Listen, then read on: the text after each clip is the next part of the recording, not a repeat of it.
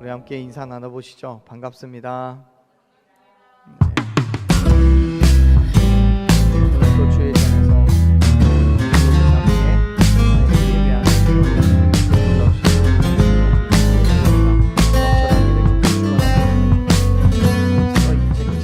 끝자락이에요.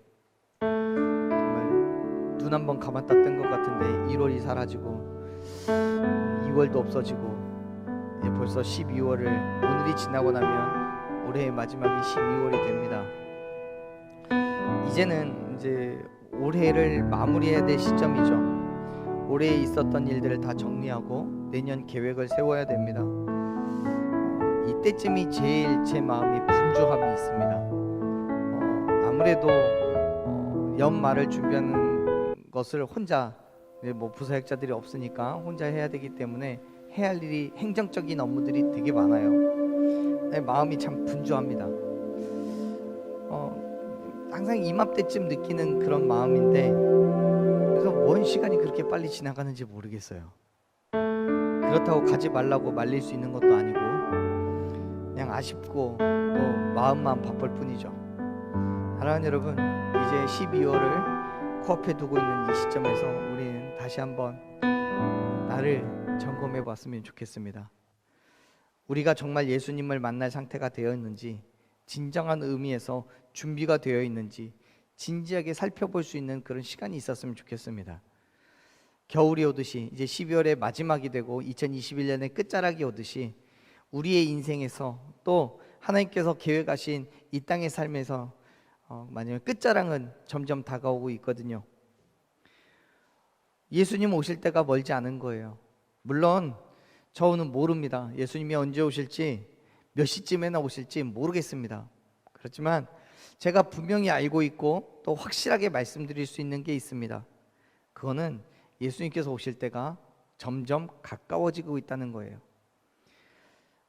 그렇습니다. 여러분, 예수님께서는 올라가신 그대로 다시 오실 거라고 말씀하셨습니다. 그리고 그 사건은 분명히 있을 것이고 그때는 날마다 조금씩 가까워져 가고 있음을 기억하시길 바랍니다. 그리고 예수님을 만난 그때를 준비하는 저와 여러분이 되기를 간절히 축원합니다. 사랑하는 여러분, 여러분의 일이 되었던 아니면 어떤 교제 때문이든 누군가를 처음 만나서 나를 스스로를 소개를 해야 된다면 여러분 뭐라고 소개하시겠습니까? 남자들은요 그런 경우가 많지는 않습니다. 그런데 여자분들은 그런 일들이 흔하죠. 그런 얘기를 하더라고요. 아이를 낳기 전과 낳은 후에 하는 소개가 다르다고요. 그죠? 아시죠?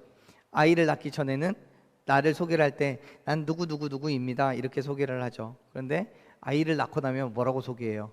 누구누구 엄마 이렇게 소개하죠.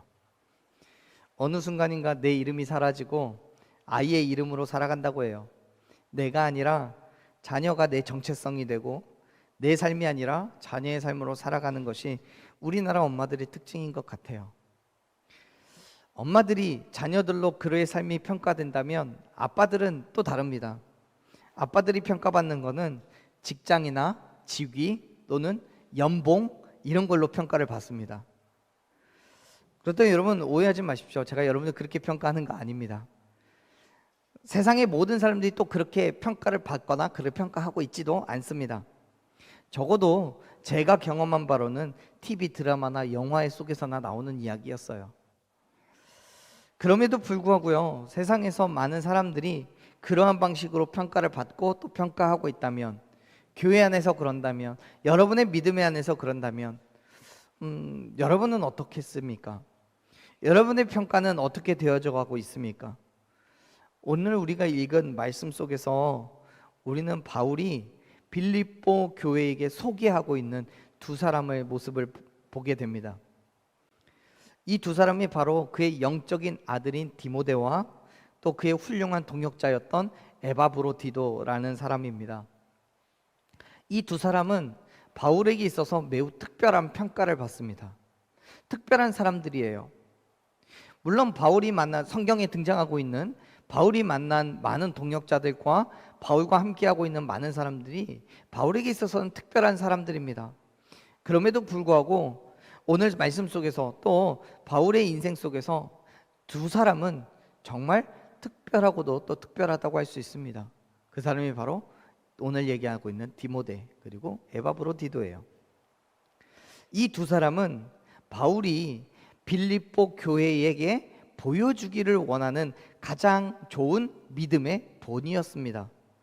뿐만 아니라 당시에 로마 감옥에 갇혀 있었던 바울이 언젠가는 분명하게 죽음을 맞이하게 될 건데, 그때에 빌립보 교회를 그럼에도 불구하고 더욱더 믿음으로 성장시키고 세워갈 수 있는 그런 역량을 가진 사람으로 이 두 사람을 대신하고 있기 때문에 그렇습니다.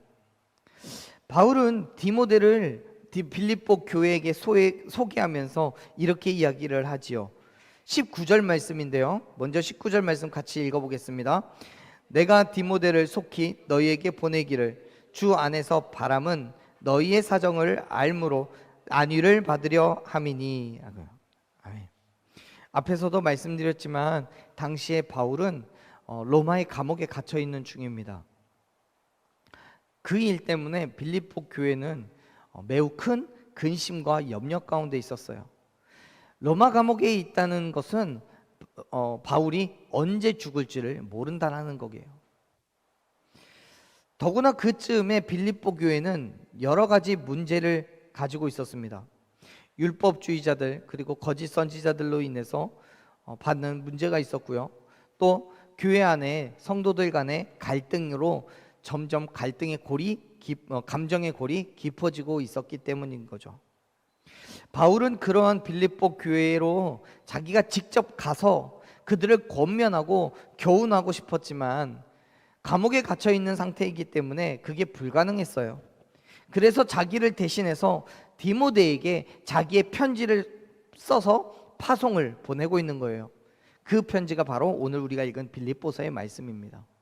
빌립보서를 바울은 감옥 안에서 써서 디모데의 손에 이끌려 빌립보 교회로 보내게 된 거예요.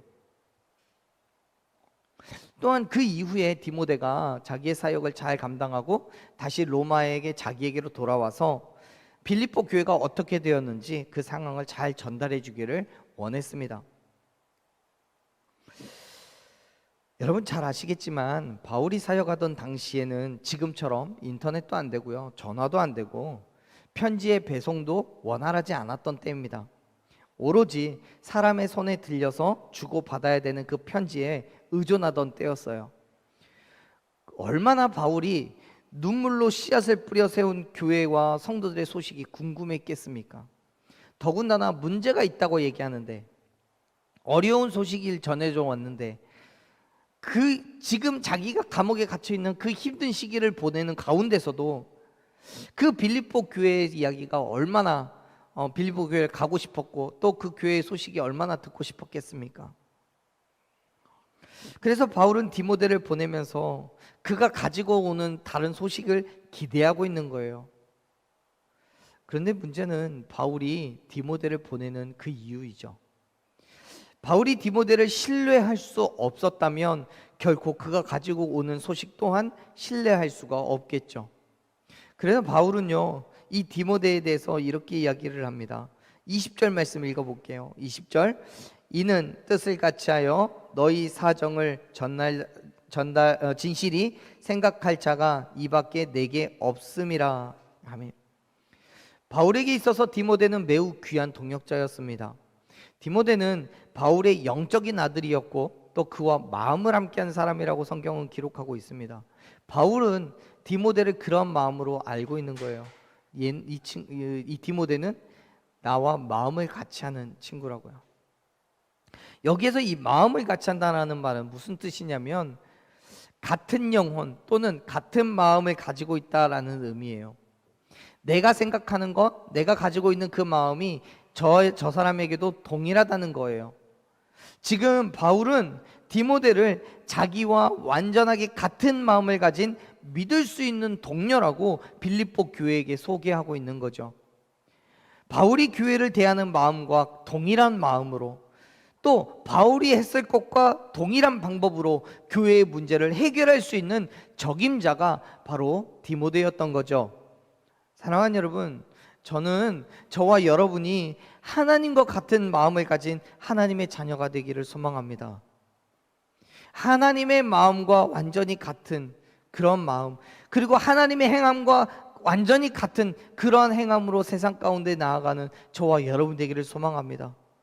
바울이 디모데를 소개하며 그렇게 이야기했던 것처럼 이 땅에 하나님께서 저와 여러분을 소개하며 우리 교회를 소개하며 이 교회가 이 자녀가 이 딸이 나와 같은 마음을 가지고 있다라고 이야기할 수 있는 그러한 성도들, 그러한 지체들이 되기를 간절히 축원합니다. 그게 우리에게 있어서는 정말 중요한 거예요. 왜냐하면 우리는 하나님의 명을 받아서 이 땅에서 그리스도인 된 삶으로 살아가야 되는 사람들이기 때문에요. 그런데 그 삶이 결코 쉽지 않기 때문에요. 완전하신 하나님과 물론 근본적으로 같은 마음을 가진다는 건 있을 수는 없습니다. 왜냐하면 지극히 선이신 하나님과 어떻게 본질상 진노의 자녀인 우리가 같은 마음, 완벽하게 같은 마음을 가질 수 있겠습니까? 하나님의 사랑과 긍휼하심, 그리고 세상을 향한 그 마음을 우리가 100% 동일하게 품을 수는 없습니다. 그러나 역설적이게도 우리는 그 마음이 있어야 됩니다. 왜냐하면 하나님께서는 우리를 통해서 일하시기 때문에요. 그렇기 때문에 우리는 하나님의 마음을 품어야 되고 하나님과 뜻을 같이 해야 됩니다. 우리가 말씀드린 것처럼 본질상 진노의 자녀이기 때문에 하나님과 100% 같은 마음이 될 수는 없습니다. 그러나 하나님의 마음이 어디에 있는지, 하나님의 마음이 무엇인지를 우리가 안다면 그 길로 나아가야 됨을 믿으시길 바랍니다. 그게 그리스도인의 삶인 거예요. 하나님의 마음에 합한 사람으로 나아가는 길인 거예요. 사실 하나님의 마음을 품는다는 것으로만 해결되진 않습니다. 내 행함이 내 것이 아니라 오직 하나님의 것까지 돼야 되는 거예요. 더 정확하게 표현하자면 완전히 하나님께서 행하시도록 나를 하나님께 내어드리는 것, 그 믿음이 우리에게 필요하다는 거예요. 우리가 주님의 일을 하기 위해서 필요한 전제 조건이 바로 그거죠. 하나님께서 나를 통해 역사하시도록 내 자리를 내어드리는 거예요. 여러분, 바울이 그런 삶을 살았어요. 갈라디아서 2장 20절 말씀을 보면 뭐라고 합니까? 우리가 많이 읽었던 또는 인용을 했던 그런 말씀인데요. 갈라디아서 2장 20절 말씀을 보면 말씀하죠. 내가 그리스도와 함께 십자가에 못 박혔나니 그런즉 이제는 내가 산 것이 아니고 오직 내 안에 그리스도께서 사시는 거라고요. 바울이 고백하는 거예요. 여러분, 다메섹으로 가는 그 길에서 부활하신 예수님을 만난 바울은 그 이후에 철저하게 자기를 내려놓고 오직 예수 그리스도를 위한 삶으로 살았습니다. 그가 가지고 있는 게 어마어마하게 많았지만 그의 가족도 또 그의 지식도 그가 가지고 있는 것 모든 것들이 정말 부유했고 놀라웠고 존경받아 마땅한 그런 삶이었지만 바울은 뭐라고 고백합니까? 예수님을 만난 이후에요. 내가 가진 모든 것들을 배설물과 같이 여겼다라고 고백합니다. 내가 가지고 있는 게 중요한 게 아니에요. 하나님의 마음이 중요한 거고 하나님의 행하시는 그 일이 중요했던 거예요. 바울은요. 그래서 그러한 믿음의 삶으로 나아갔던 거예요. 내가 가지고 있는 것 아무것도 쓸데없이. 사랑하는 여러분, 저와 여러분이 그러한 삶을 살아가기를 소망합니다. 이제는 내가 사는 것이 아니라 내 안에 예수 그리스도께서 살아 역사하는 삶으로 나아가는 저와 여러분 되기를 간절히 축원합니다. 예수님이 아니면 말하지 않아요. 예수님과 같은 행함이 아니면 행하지 않아요. 철저하게 예수님을 본받는 삶으로 결단하고 살았던 바울이었어요. 그 삶이 아무리 힘들고 어려워도 또 목숨을 내어놓는 위험과 괴로움이 있어도 포기하지 않았습니다. 그래서 바울은요, 너무나 자신 있게 우리에게 말하는 거예요. 내가 그리스도를 본받은 것처럼 너희도 나를 본받으라고요. 사랑하는 여러분, 저와 여러분의 삶 가운데 오롯이 예수 그리스도의 행함이 녹아있기를 축원합니다. 예수님을 닮아 가십시오. 아니, 예수님이 되십시오. 그렇다고 저와 여러분이 예수님의 본체라고 이야기하는 거 아닙니다. 나의 모습이 예수 그리스도의 모습과 같아야 된다는 거예요. 나의 모습에서 예수 그리스도가 발견되어야 된다는 거예요. 그래서 바울은요, 디모데를 빌립보 교회에 보내면서 바울 자신과 완전하게 같은 마음을 가진 믿을 수 있는 동역자라고 소개하고 있는 거예요. 그것처럼 저와 여러분이 하나님께서 우리를 세상 가운데 보내시며 하나님과 완전하게 같은 마음을 가진 믿을 수 있는 지체들, 믿을 수 있는 교회라고 소개할 수 있게 되기를 간절히 축원합니다. 바울에게 디모데가 그렇게 여겨졌던 이유는 이것 때문입니다. 21절 22절 말씀 같이 읽어볼게요. 읽습니다. 그들이 다 자기 일을 구하고 그리스도 예수의 일을 구하지 아니하되 22절 디모데의 연단을 너희가 안 하니 자식이 아버지에게 함과 같이 나와 함께 복음을 위하여 수고하였느니라. 아멘. 디모데는요, 바울과 함께 복음 전도자로서의 그 사명을 감당하며 살았습니다. 그 사역 속에서 바울이 경험한 것처럼 많은 고난을 받았고요, 바울과 함께 감옥에 갇히기도 했습니다. 디모데의 삶은 보통의 부모가 자녀에게 살아가기를 바라는 그러한 모습이 아니었어요. 걱정과 근심이 없는 삶이 아니었어요. 많은 사람들이 자기 일에 관심을 갖고 하나님의 일은커녕 주변의 일도 돌아보지 못할 때 디모데는 바울과 함께 오직 그리스도 예수를 위한 수고의 삶을 살았어요. 그렇기 때문에 바울은 전적으로 디모데를 신뢰하며 그를 기쁘게 그리고 믿음으로 빌립보 교회에 소개하고 빌립보 교회로 파송 보낼 수 있었던 거예요. 사랑하는 여러분, 저와 여러분은 그리고 우리 교회는 하나님으로부터 이 땅으로 보내심을 받은 줄로 믿습니다. 예수 그리스도의 죽으심과 부활하심을 전파하는 복음 전파자로서 사명을 가지고 이 땅에 보내준 줄로 믿습니다. 그 사명을 위해서 우리가 어떤 모습을 가지고 있습니까? 많은 사람들이 세상에서 자기의 일을 구하는 것처럼 교회 안에서도 우리의 사명을 잊어버린 채 자기만의 일을 구하고 있지는 않습니까? 교회를 다니는 이유가 내 삶의 유익이기 때문이진 않습니까?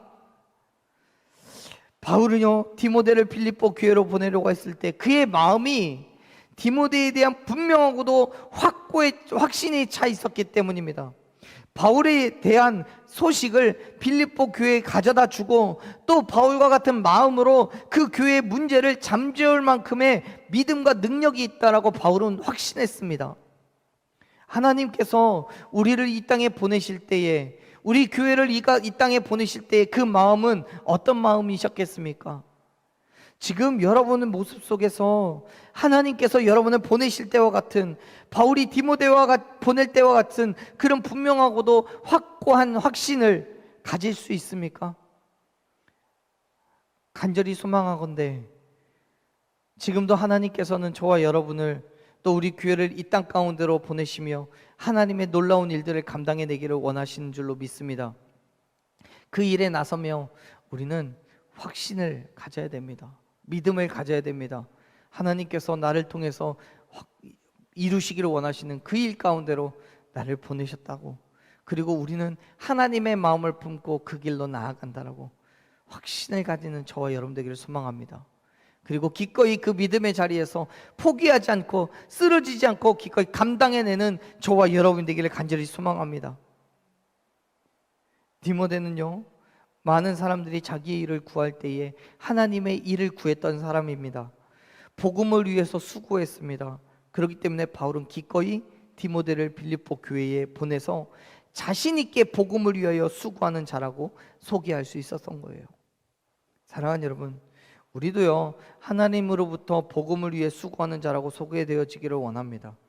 너무도 분명하게 하나님의 마음을 품고 복음을 선포할 믿음과 행함이 저와 여러분 가운데 풍성하게 임하기를 간절히 축원합니다. 바울이 빌립보 교회에게 소개하는 또 한 사람이 있죠. 또 한 사람의 동역자가 있습니다. 그 사람은 본래 빌립보 교회 성도입니다. 그 사람의 이름은 에바브로 디도입니다. 이 에바브로 디도는 바울에게 빌립보 교회에서 마련한 선물을 전달하기 위해서 그 교회 사정을 적은 편지와 함께 교회로부터 보내심을 받은 사람이에요. 교회에서 파송받아서 바울에게로 온 사람이에요. 그리고 바울과 함께 그 지역에서 여러 가지 복음의 사역들을 행하고 있었습니다. 바울의 심부름을 하기도 하고 바울을 돌봐주는 그런 역할을 하고 있었죠. 그런데 그런 에바브로디도를 우리가 읽은 말씀 속에서 이제 바울은 다시 빌립보 교회로 보내겠다라고 말하는 거예요. 그러면서 이 에바브로디도에 대해서 이렇게 소개합니다. 한번 읽어볼까요? 25절 말씀이에요. 25절 같이 읽습니다. 그러나 에바브로디도를 너희에게 보내는 것이 필요한 줄로 생각하노니 그는 나의 형제요 함께 수고하고 함께 군사된 자요 너희 사자로 내가 쓸 것을 돕는 자라. 아멘. 바울에게 있어서 에바브로디도는 형제였고 또 함께 수고하고 함께 군사가 되었던 사람입니다. 빌립보 교회에서 보냄을 받아서 바울을 옆에서 돕던 사람이요. 그만큼 에바브로디도는 바울과 한 마음을 품고 함께 복음을 증거하면서 바울과 함께 하나님을 대적하는 모든 자들과 싸우는 그런 군사의 역할도 했습니다. 그만큼 바울은 바울의 최고의 동역자였어요. 그와 동시에 자기가 속해 있던 그 빌립보 교회에 대한 진실한 애정과 성도회를 향한 뜨거운 사랑도 있었던 사람입니다. 그런 에바브로디도의 마음은 자신이 병들어 있는 상황 속에서도 그 병에 대해서 교회가 알게 될까 봐 염려할 정도라고 성경은 기록합니다. 26절을 보면 이렇게 말해요. 26절 읽어볼게요. 그가 너희 무리를 간절히 사모하고 자기가 병든 것을 너희가 들은 줄을 알고 심히 근심한지라. 아멘. 지금 여기에서 에바브로디도가 근심한 이유는 내가 병들었기 때문에 이제는 뭐 쫓겨남을 당하겠구나, 버림받았겠구나, 내가 그런 의미로 근심을 하는 것이 아니라 자기의 아픔 때문에 그 병든 것 때문에 교회가 근심하게 될까봐, 염려할까봐 그걸 염려하고 있는 거예요. 몸은 멀리 로마에 와 있지만 빌립보 교회를 사랑하는 그의 마음이 여전한 거죠. 그는 자신에 대한 염려보다 교회에 대한 염려를 더 했습니다. 자신의 육체적인 안전보다 교회의 형편을 더 살폈습니다. 그렇게 항상 교회를 생각하고 교회 일에 염려를 했어요. 비록 자신도 깊은 병세 때문에 힘든 처지지만 그럼에도 불구하고 자기를 염려해 주는 빌립보 교회를 위해서 오히려 더 염려하고 근심을 했던 거예요. 이러한 에바브로디도의 모습이 교회를 자기의 몸과 같이 사랑하지 않고는 도저히 불가능한 거죠. 그처럼 예수님을 위하여 죽기에 이르기까지 자기를 돌보지 않고 열심히 충성한 일꾼이 바로 에바브로디도입니다. 여러분, 이 에바브로디도의 믿음의 한계가 어디까지겠습니까? 우리가 성경에서 발견할 수 있는 그의 모습을 보면 그 믿음의 한계는 죽기까지입니다. 그 병은 죽을 만큼 힘들고 위험했지만 결코 멈추지 않았어요. 자기가 할 수 있는 최선을 다한 헌신과 수고의 삶을 이 사람은 살아가고 있는 거예요. 하나님께서 계시록 2장 10절에서 뭐라고 얘기합니까? 죽도록 충성하라, 그리하면 내가 생명의 면류관을 너에게 주리라고 약속하셨어요. 사랑하는 여러분, 진짜 충성은 뭐냐면 여유를 남기지 않고 최선을 다하는 것입니다. 할 수 있는 최선의 노력을 다해서 마음과 뜻과 정성으로 적극적으로 헌신하고 봉사하고 수고하는 거예요. 그게 최선을 다하는 거예요. 내 상황을 재가면서 내게 있을 유익을 계산해가면서 믿음의 삶을 살아가는 거 아니에요. 여러분, 그렇다고 오해하지 마십시오. 여러분이 교회를 위해서, 하나님 위해서 헌신하고 봉사한다는 게 집 팔아서 바치고 직장 그만두고 교회에서 일하라고 그러는 거 아닙니다.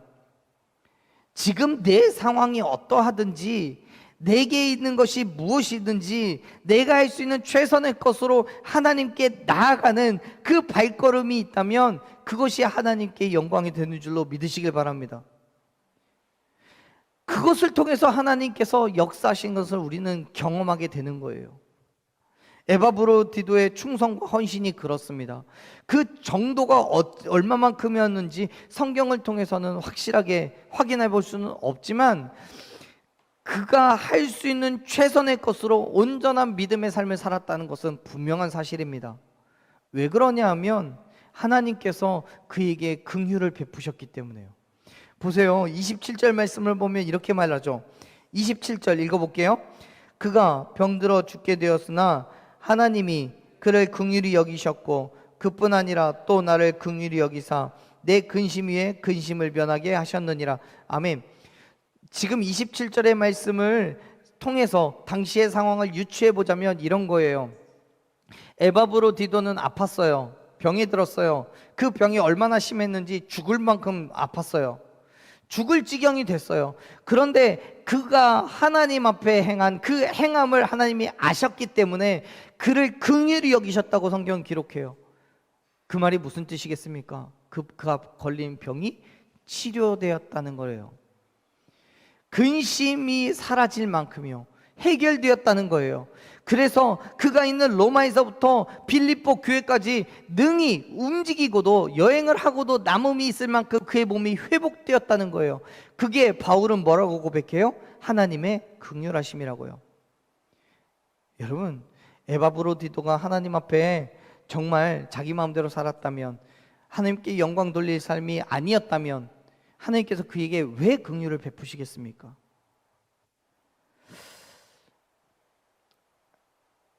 여러분, 에바브로디도는 하나님의 긍휼을 받을 만큼 최선의 삶으로 하나님께 나아갔습니다. 그리고 그의 죽을 만큼 힘들었던 병도 치료받았습니다. 그 모든 사실을 바울은 봤어요. 에바브로디도의 헌신도 봤어요. 병들어 고통받는 것도 봤어요. 또 긍휼하심을 받아서 회복되는 것도 봤어요. 그러한 바울의 고백은 어떤 상황에 대한 감사가 아니에요. 그리고 낫고자 하는 에바브로 노력에 대한 그런 고백도 아니에요. 바울은 하나님의 긍휼하심에 대해서 고백하고 있어요. 그 긍휼함으로 에바브로디도의 병을 치료하였고, 또 자기가 있었던, 자기 마음에 있었던 그 근심까지도 해결했다고 말씀하고 있어요.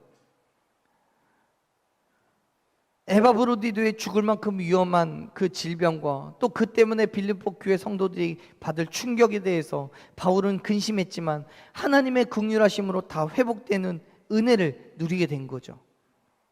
사랑하는 여러분, 하나님의 긍휼하심은 아무런 이유 없이 나타난 것이 아닙니다. 에바브로디도의 충성의 결과였음을 믿으시길 바랍니다. 그가 죽음을 각오한 충성과 헌신에 대해서 바울이 뭐라고 표현하고 있습니까? 30절 말씀 보세요. 30절 같이 읽어볼게요. 그가 그리스도의 일을 위하여 죽기에 이르러도 자기 목숨을 돌보지 아니한 것은 나를 섬기는 너희의 일에 부족함을 채우려 함이라. 아멘. 자기 그리스도의 일을 위해서 죽기까지 자기의 목숨을 돌보지 않을 정도로 하나님 앞에 헌신하며 나아갔던 거예요. 그렇게 바울과 동역했습니다. 그렇기 때문에 바울은 에바브로디도를 빌립보 교회로 보내면서 그러한 그를 영접하고 존귀히 대해야 된다고 권면하고 있는 거예요. 사랑하는 여러분, 어떤 근심과 어떤 걱정의 거리를 가지고 계십니까? 어떤 아픔이 있어서 정말 죽을 만큼 고통을 느끼고 계십니까? 그럼에도 불구하고 믿음의 자리로 나아가십시오. 그럴 때마다 오히려 더 믿음의 자리로 나아가서 하나님을 만나기를 소망하십시오.